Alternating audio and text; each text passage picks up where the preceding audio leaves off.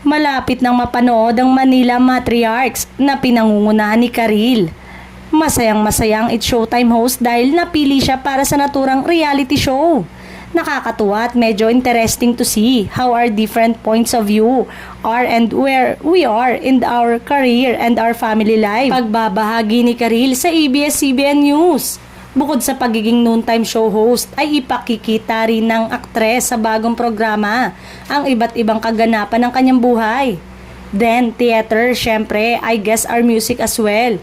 It's hard kung papapasukin mo ako kunyari sa ibang reality show. Hindi ko din alam.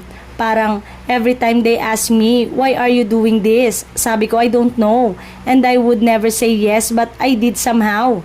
Nakangiting pahayag ng singer-actress.